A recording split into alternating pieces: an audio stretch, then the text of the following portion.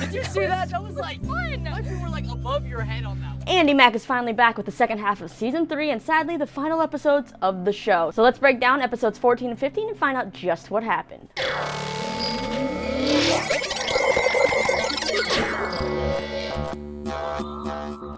What's going on, you lovely people? Lisa here, and it seems like forever since I have gotten to sit here, hang out with you, and chat all about the drama of Andy Mack. Thankfully, we can now be reunited as the final episodes of the show have started airing, and we'll get them every week until the series finale. So today we were blessed with 2 episodes, which give us obviously funny moments, some tear-inducing moments, and also some, well, enraging moments. Seriously, Kira, in the words of Taylor Swift, you just need to take several seats. The show also finally addresses how they are writing Pops, played by Stoney Westmoreland, out of the show after his whole underage, scandal. So that finally happens, and let's just go ahead and break down all the drama, laughs, and great things about these 2 episodes. So the first one, season 3, episode 14, is titled Hammer Time. First of all, for all of you out there that ship Tyrus still, we get some Jonas and Cyrus time, whether you're shipping them romantically or you're just here for that awesome friendship. So this time they venture out to camp in the backyard to watch a meteor shower. Now when Cyrus breaks out the charcuterie board, Jonah freaks out thinking it's going to attract wild animals, and it's kind of like, doesn't this boy realize he's not camping out in the wild, he's in a freaking backyard? It might be like a squirrel or a dog that maybe will come up. Are they really that afraid of that? Well, eventually they do hear some rustling and start to freak out, and they're like, we gotta get rid of this charcuterie board. So yeah, somehow Jonah manages to cut them out of this tent because the zipper breaks with a cheese knife? Yeah. But then their panic subsides as they look up and see this meteor shower, and they sit down and watch in amazement and forget all of their worries. Like worries as in like if the asteroid hits Earth or if they get eaten by wild, neighborhood squirrels. But yeah, not my favorite storyline, but we always have kind of one of those fluff storylines there just to like lighten an episode compared to the rest of the drama that we usually have. But yeah, part of the reason why it's not one of my favorite storylines is for the fact that they just keep making Jonah dumber to me. Like, it was cute at first, like his little wide-eyed puppy dog, like, I don't know what's happening. Like, it was cute, but we are 3 seasons in. He's a year or so older, right, in the timeline of this show. It's starting to just get a little cringy how spaced out and how do you get what I'm saying? Oh well, at least we got the Tyrus friendship time. Now last we left off, Bex and Bowie told Andy they weren't going to get married, and she's still pretty mad about it. So mad that she's actually built up this ball of rage and doesn't know what to do with it. Enter Amber, who has just a thing to cure Andy's blues.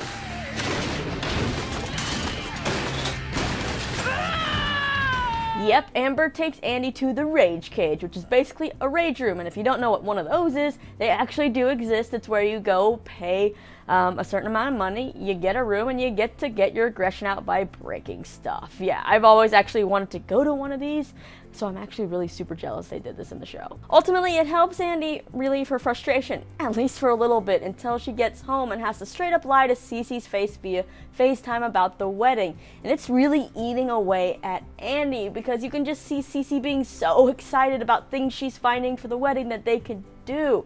And so Andy's had enough, and she sits down with Bex to tell her that Bex needs to tell Cece the wedding is off sooner rather than later. And normally Andy can be kind of annoying when it comes to what she wants, and she's a little selfish, but this time she's kind of in the right, badgering Bex to tell Cece the truth, because the longer a lie goes on, the more it's gonna hurt Cece, Yeah, so this time I'm a little bit team Andy here. Well, Bex says that she will do it, but she's going to wait until the day after next, because the next day just happens to be Cece's birthday, and well, you don't want to ruin Cece's life on her birthday, right? Let's then head to the birthday dinner scene, which I'm pretty sure had to be a reshoot since it deals with Pops, and I feel like maybe Andy's hair is a little longer.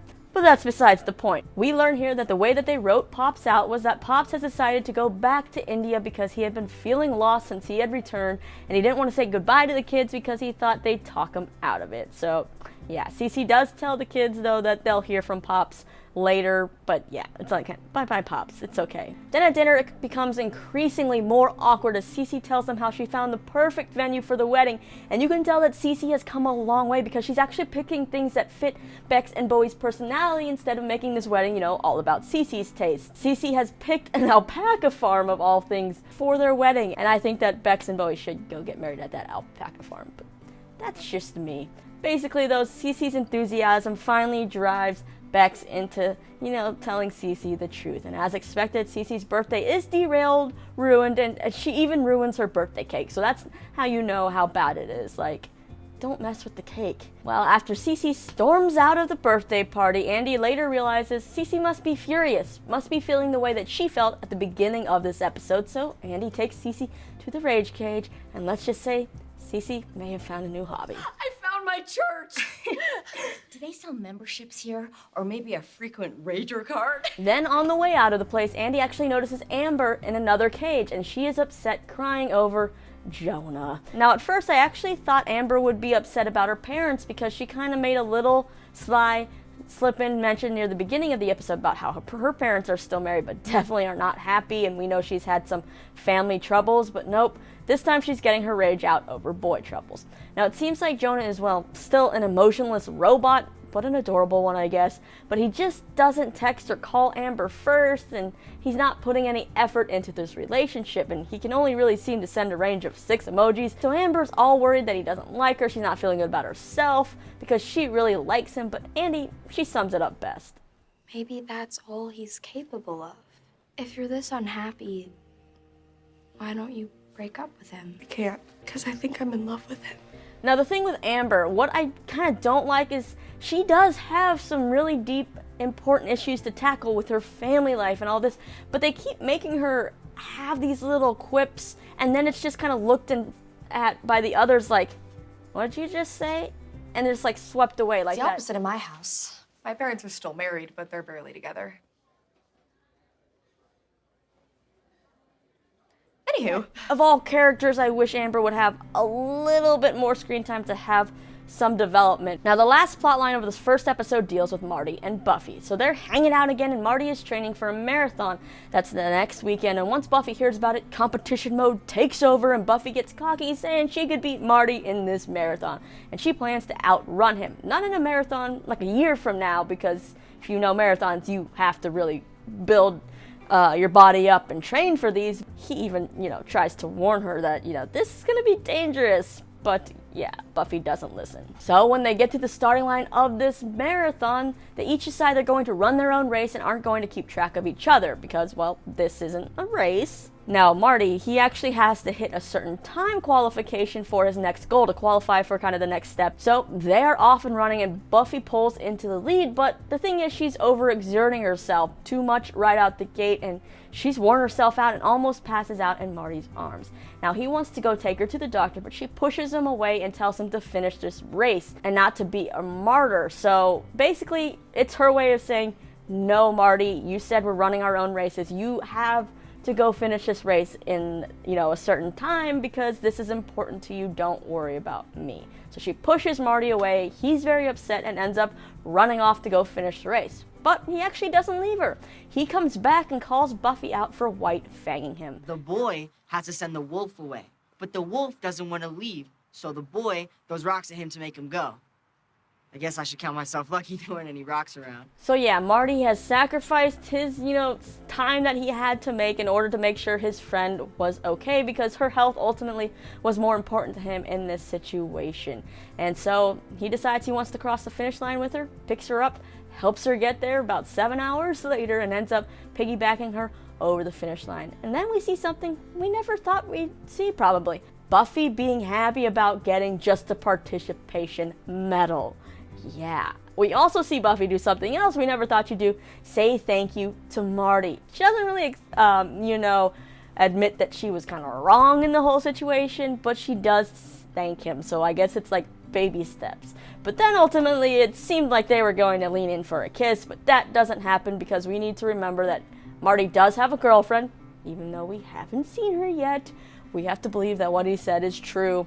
But it doesn't mean we still can't hold out hope, right? That maybe this friendship could be more. And well, thus ends the events of the first episode. So let's dive right in, moving on, chugging along to episode 15 called Unloading Zone. Now, when it comes to the continuation of this wedding drama, Cece continues to ice out Bex, and after an awkward day at Cloud 9, Bex returns home where Bowie is waiting and there's a box on the table. It seems someone sent them a wedding gift and they decide to open it just to see what it is before they send it back.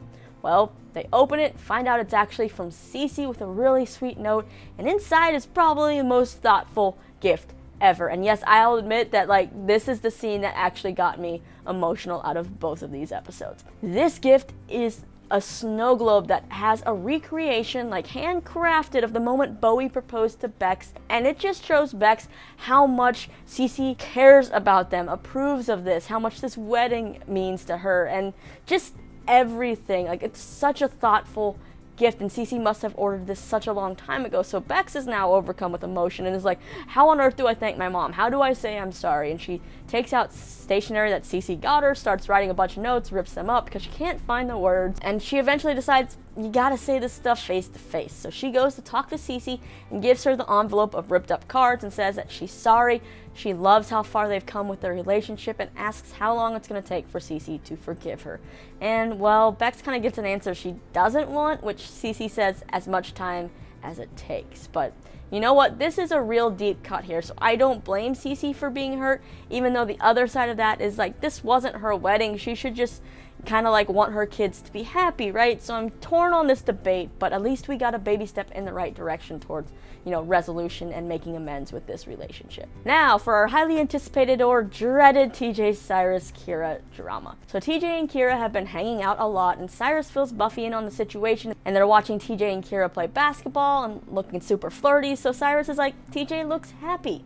But Buffy, voice of reason here, tries to comfort him, saying that Kira is not a nice person and it won't last, and TJ will eventually figure that out. So Cyrus really shouldn't sweat this that much. Well, while TJ has been spending a lot of time with Kira, he has actually been thinking about Cyrus, and he finds Cyrus and confronts Cyrus, asking why he's avoiding him. Cyrus explains that he's not avoiding TJ, it's just that TJ's been spending all his time with Kira and he didn't want to butt in, and he knows Kira doesn't like Cyrus because of Buffy, so he just figured inviting himself into that would just be plain awkward. Now TJ informs Cyrus that he and Kira are not a couple, even though I think Kira thinks otherwise, and that Kira's actually kind of fun and Cyrus should hang out with them, to which Cyrus was probably going to politely deny until Kira comes barging into this scene, plops herself down, and TJ's like, I was just telling Cyrus he should hang out with us. And you can see Kira trying to not be rude, and her cringing and through a clenched mouth, and that high voice you get when you lie, being like, oh yeah, Cyrus, yeah, that would be fun. And it's like, Kira, you got a horrible poker face, man. You gotta try to hide your disdain a little bit more. Cyrus, though, picks up on all of this and knows it's time to get out of there, and he leaves, and TJ actually watches Cyrus walk away, which means that he's not focusing on Kira, which she notices and calls him out for, of course. Hello? I'm over here. Then we had the Good Hair crew learning that an expensive clothing store named Mint Chip is burning millions of dollars worth of unsold clothes instead of donating them, and they head to the dumpsters to confirm this news because it's made them all very mad, and they end up finding tons of garbage bags full of new clothes in the dumpsters. So they decide to take a stand and fight back by taking those clothes and setting up a sidewalk sale, which isn't exactly a sidewalk sale.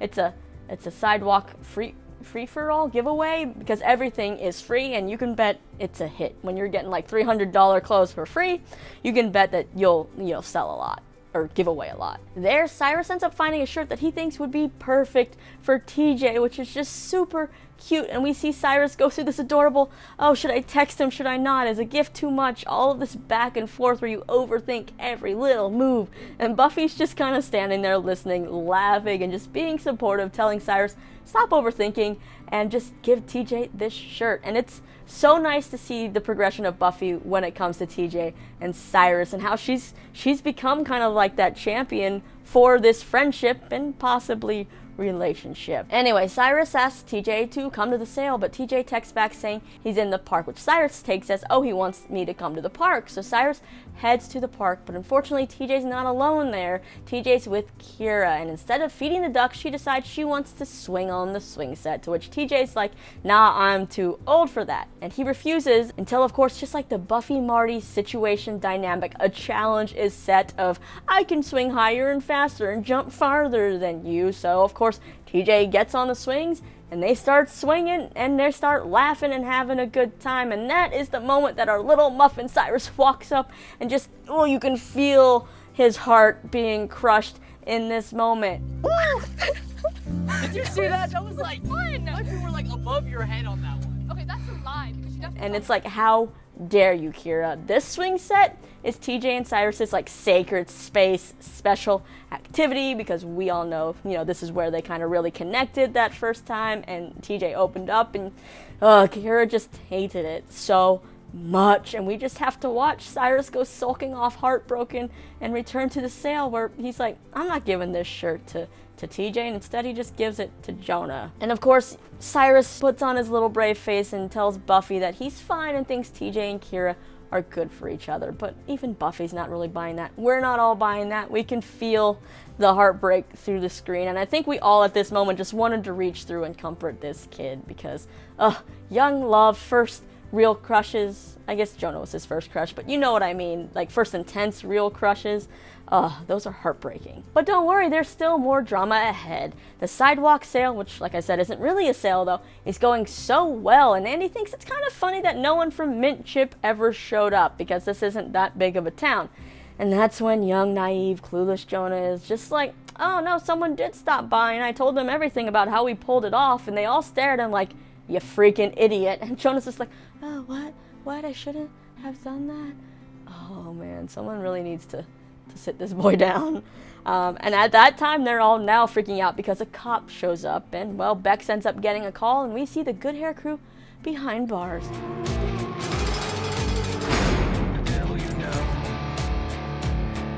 And to that I say, Mint Chip, you suck, because one man's trash is another man's treasure, right?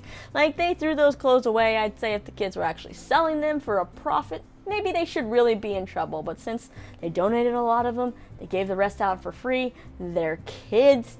Their punishment should be kind of light, so I feel like they're going to get punished more for maybe trespassing. But we'll have to see, and we kind of get that in the next episode. So let's take a look at the promo, where we see the group picking up trash as community service, it seems like. What they've been charged with exactly, we're not sure yet. Next on Andy Mack. We picked up trash, and our punishment is picking up trash. Well, yeah, definitely could have been worse, right? We'll also get more of our Jonah-Amber drama, as it seems like Jonah's finally woken up and asked Amber to go do something, and she's all of a sudden ready to tell him, I love you, and Andy again is the voice of reason. What if I told him I love you? I don't know if that's such a good idea. How could it ever be a bad thing to tell someone you love them? And for some reason, this all just reminds me of an episode of The Bachelor and Bachelorette, with how crazy that stuff is. But then we have a storyline I'm actually excited that the show is tackling. A teacher asks Andy's class to pretend that they're a classmate and describe that classmate without saying their name or what they look like, and to guess who they're talking about. I'm probably good with computers, and I play the violin or piano. Is it Andy? No, that's not me. Yeah, Andy is pretty upset that kids she's gone to school with for years don't know her. It's just so weird to think that when they were looking at me, they were never really seeing me. What are you gonna do about it? But what really is the thing that bugs her, I think, here, is that the things that they name are stereotypes that relate to Andy's ethnicity. They call her good with computers or smart, that she would play, of course, an instrument, but the instrument be the violin or the piano, so those kind of Asian stereotypes, which I know I've, heard in my life. It's like when we look at someone and we just profile them, or we assume things that they must be good at or not good at based on what they look like. So Andy Mack, the show out here, still tackling all the issues we kind of thought we'd never really see on Disney Channel, that they might not have the guts to touch on. So at least in these final episodes, we are getting some good stuff. And, thank God that they are doing this, and hopefully we get some good learning devices in these last set of episodes here, but also some fun moments because we don't want everything to be heavy and preachy, right? But that wraps up the main events of these 2 episodes coming back for season 3. All I know is that this whole TJ, Cyrus, Kira triangle breaks my heart, and I know the majority of us want TJ and Cyrus to end up telling each other that they have feelings for each other, but even if there's the chance that the show doesn't go that way and they just are friends platonically, this is still heartbreaking because I think everyone who watches this show has had this happen maybe to them or seen it happen to a friend that you lose touch with. They go get in with the wrong people. They can't make a decision. Someone's more, got more influence over them, and you know that that person's bad, but they don't seem to hear you. It's so relatable, and I just kind of want TJ to wake up, which it seems like he is, and then I want Cyrus to just kind of be a little bit more confident, which I know is not an easy thing. Trust me, I struggle with that all the time. So that's all I got for you. I think these were 2 fun episodes to come back to, sets up for some stuff we're going to be seeing in this last run of episodes, and now it is your turn to sound off in the comments and let me all know all your thoughts on everything that happened in these 2 episodes. What do you think TJ, Cyrus, and Kira will do? What about Cece and Bex? Will they ever make amends? Will Amber wake up and realize maybe Jonah's not the right boyfriend right now, and maybe Jonah would realize no girls for a while, right, buddy? Yeah, how do you think they're gonna get out of this jail time trouble? Let me know all your thoughts and theories, and don't forget to subscribe and check out more of my videos somewhere on this screen. As always, thank you guys for hanging out with me, listening to me ramble and talk all things Andy Mack. I will see you next time.